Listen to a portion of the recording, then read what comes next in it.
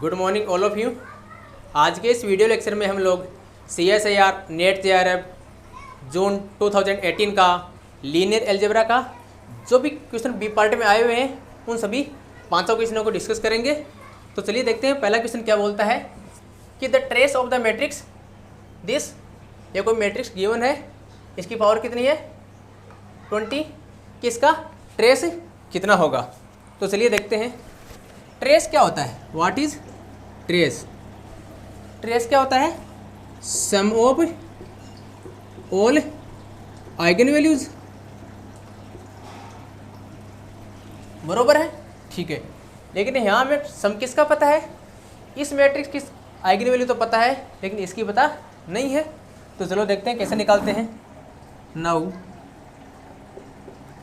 Late A is equal to 2 0 0 1 2 0 0 0 3, बरोबर है।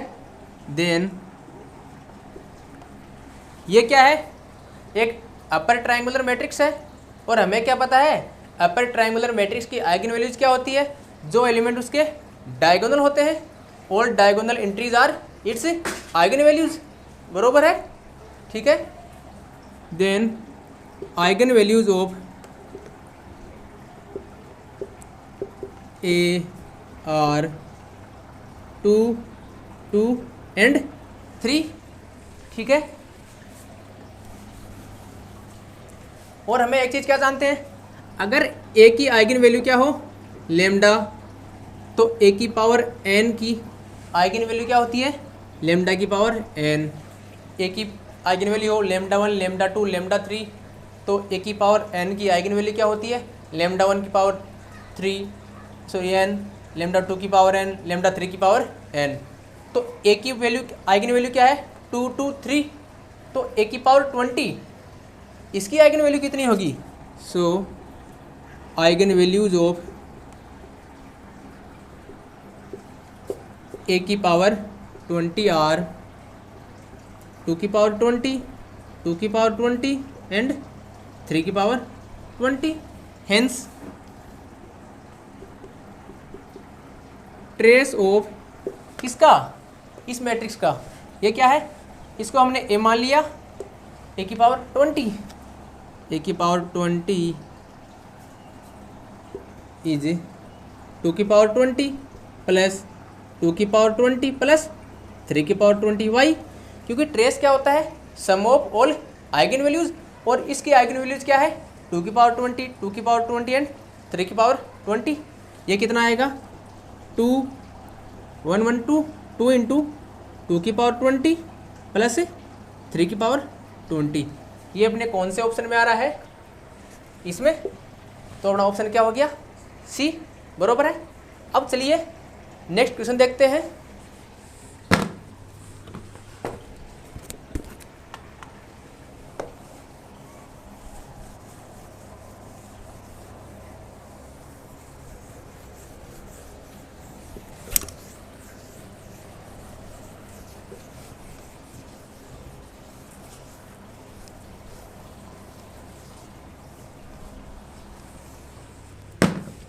Next question बोल रहा है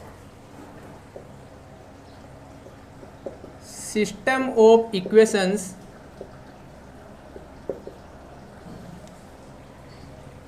one x plus 2x square plus 3 dot x y plus 0 dot y is equal to 6, 2 dot x plus 1 dot x square plus 3 dot x y plus 1 dot y is equal to 5 x minus 1 dot x square plus 0 dot x y plus this equal to 7। चुप। First option क्या दे रखा है? Hedge solution in क्यों या rational number, rational number. Second option क्या है? Has solution for for real number. Third क्या है, हैज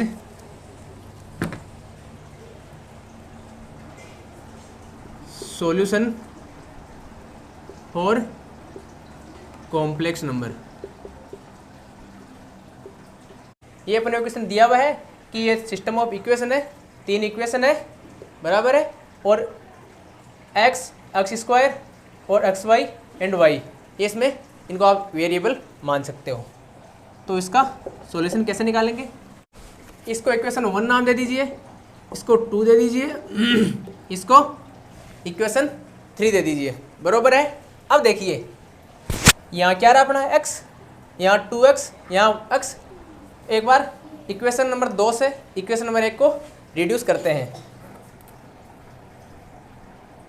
2 - 1, देन क्या आएगा, x plus x - 1 dot x square plus 0 dot x y 0 plus 1 - 0 1 1 dot y is equal to 5 - 6 is equal to -1, बराबर है। ये क्या है, इक्वेशन नंबर 4। अब देखिए इक्वेशन 3 और इक्वेशन 4 को देखिए। इक्वेशन 3 में x minus 1x square 0 dot x y 1 - x y, यहाँ x 1 - x square 0 dot x y 1 dot y equal to 7 equal to -1। Same system of equation है, लेकिन यहाँ कोफिशिएंट क्या आ रहा है, चेंज आ रहा है। ऐसा तो पॉसिबल नहीं है, सब कुछ सेम है, लेकिन अपनी राइट हैंड साइड अलग आ जाए, ये तो पॉसिबल नहीं है। इसका मतलब ये system of equation has no solution, इसका हमारे को कोई भी सॉल्यूशन नहीं मिलेगा। क्यों, कोई आपको बोले कि x + y बराबर 5 है और x + y बराबर 3 है, क्या ये दोनों पॉसिबल है एक साथ? नहीं है ना, एक सिस्टम ऑफ इक्वेशन में। इसी प्रकार ये बोल रहा है इसका सम 7 है और इसका सम -1 है। सेम संख्या का सम अलग अलग हो सकता है? नहीं, इसका मतलब system of equation has no solution. अब हम थर्ड क्वेश्चन की ओर बात करते हैं।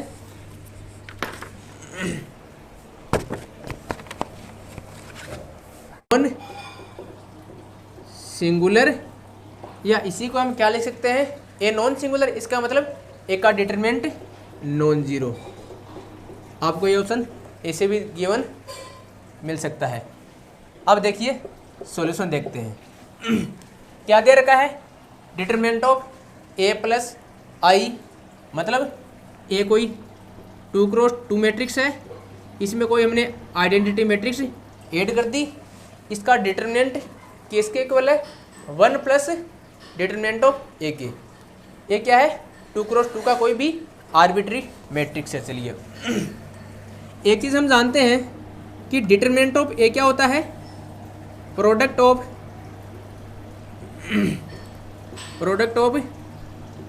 Eigen values, product of eigenvalues and trace of A क्या होता है, सम ऑफ आइगन वैल्यूज, बरोबर है। दोनों बहुत इंपॉर्टेंट है लीनियर अलजेब्रा में, नेट जेआरएफ में क्वेश्चन में, हर लगभग क्वेश्चन में इनका यूज होता है, इनको ध्यान रखना, ठीक है। तो डिटरमिनेंट किसका देख रहे हैं, ए प्लस आई का। मान लो या suppose let eigen values of A 2x2 का मैट्रिक्स है, जिसका मतलब 2 आइगन वैल्यू होगी, मान लिया अल्फा एंड बीटा, बरोबर है। Then eigenvalues of A plus I are alpha plus 1 beta plus 1। क्यों, इस आई आइडेंटिटी मैट्रिक्स की आइगन वैल्यू क्या होती है, 1 1, और हमें क्या पता है, अगर आइगन वैल्यू ए की क्या है, लेम्डा है, और बी की क्या है, म्यू है, तो ए प्लस बी की आइगन वैल्यू क्या होती है, लेमडा प्लस म्यू, बरोबर है। ठीक है, इसी प्रकार से ए की eigen value alpha beta, identity matrix की आइगन वैल्यू 1 1, तो ए प्लस आइडेंटिटी मैट्रिक्स इसकी आइगन वैल्यू क्या होगी, अल्फा प्लस 1 बीटा प्लस 1, बरोबर है। अब देखिए then determinant of A plus I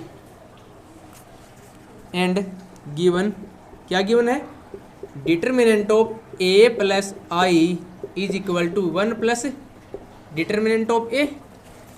determinant of A क्या होगा, A plus I, product of eigenvalues of A plus I, वो कितनी है, alpha plus 1 beta plus 1, implies alpha plus 1 beta plus 1 is equal to 1 plus, और A का determinant क्या होगा, eigen product of eigenvalues of A की eigenvalue क्या मानी थी, अल्फा और beta, then this is equal to alpha beta, implies alpha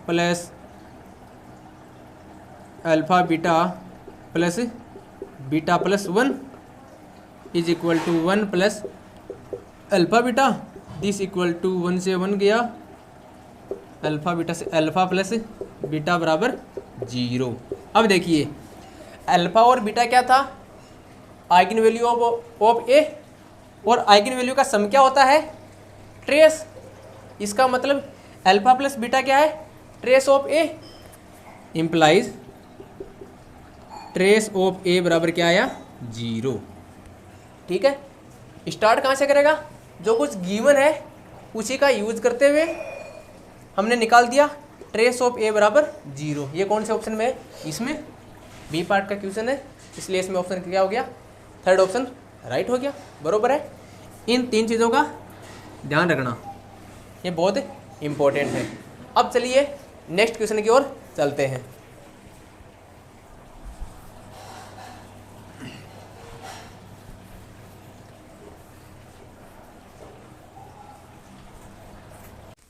अपनी 3 क्वेश्चन की बात हो गई थी, अब चलिए फोर्थ क्वेश्चन को देखते हैं। फोर्थ क्वेश्चन क्या बोल रहा है, A B m cross n matrix and B B n cross m matrix with m less than n, then इनमें से कौन सा ट्रू होगा। चलिए देखते हैं। ए क्या बोल रहा है, एम क्रॉस एन का मैट्रिक्स है, बी क्या है, एन क्रॉस एम का मैट्रिक्स है, और एम क्या है, लेस देन एन। ठीक है, अब ए बी किस टाइप का होगा, A B A into B, ये क्या होगा, एम क्रॉस एम टाइप का, और B A n cross n का, एन क्रॉस एन टाइप का होगा। तो चलिए पहले तो इनको लिख देते हैं कि इनका ऑर्डर क्या होगा। A B is m cross m matrix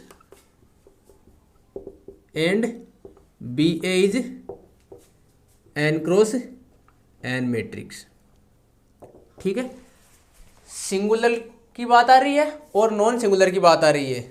करने का मतलब अगर किसी मैट्रिक्स की रैंक कोई एन क्रॉस एन मैट्रिक्स हो, अगर उसकी रैंक हम दिखा दें लेस देन एन, इसका मतलब ये सिंगुलर होगा या इसका डिटरमिनेंट 0 होगा।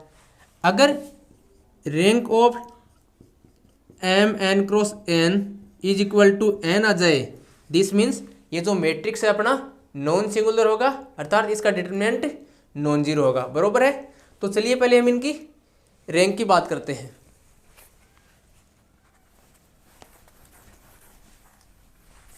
Now rank of A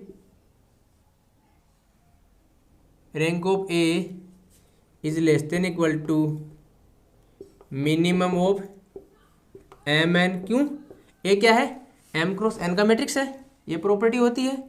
and similarly rank of B is also less than equal to minimum of M n. अब देखते हैं रैंक ऑफ बी ए। एक फॉर्मूला होता है, rank of B A is less than equal to minimum of rank of B rank of A. ये linear algebra में एक formula है। Rank of B is less than minimum of rank of A and rank of B and rank of A. और हमें क्या पता है, rank of A ये इससे मिनिमम ऑफ इनके लेस देन है, और इनमें से मिनिमम कौन है, एम। कौन है, m. Then this less than equal to m, less than equal to m, sorry इसको ऐसे लिख दो, बराबर एम। इसका मतलब rank of A is less than equal to m, rank of B is less than equal to m, बरोबर है। Then this is less than equal to m, और एम क्या अपना एन से छोटा है, एन से छोटा है, ठीक है। अब देखो रैंक ऑफ बी ए, इसका ऑर्डर कितना है, बी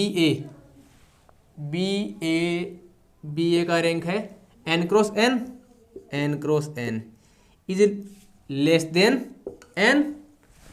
कोई भी मैट्रिक्स है एन क्रॉस एन का, अगर उसकी रैंक एन से कम है, दिस मीन्स इसका डिटरमिनेंट क्या होगा, 0, अर्थात बी ए इज सिंगुलर। अब आप पूछ सकते हो कि हमने ये और दूसरे मैट्रिक्स क्यों नहीं लिए। यहाँ हमें क्या पता है, इसका ऑर्डर कितना है, एन क्रॉस एन, और इसका ऑर्डर कितना है, m cross M.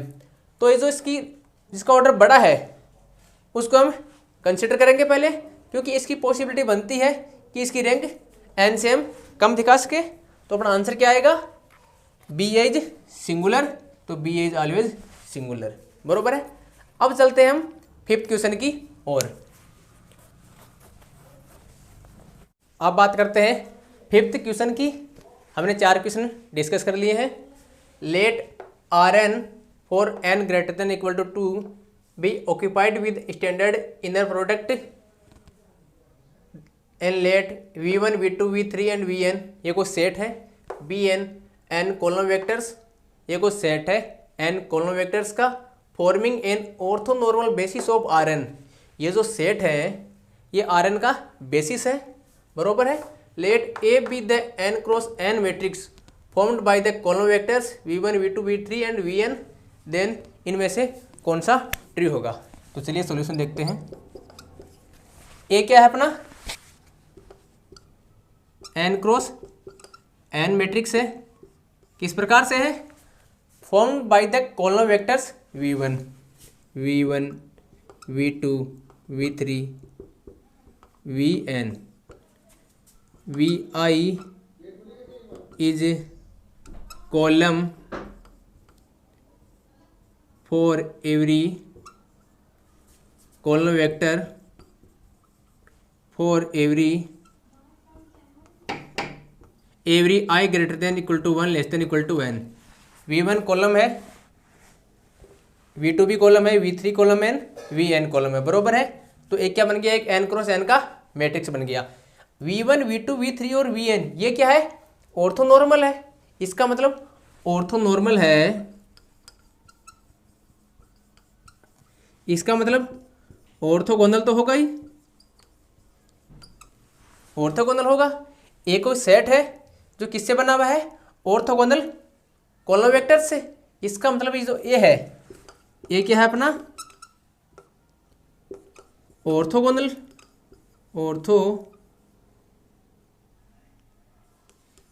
Orthogonal matrix.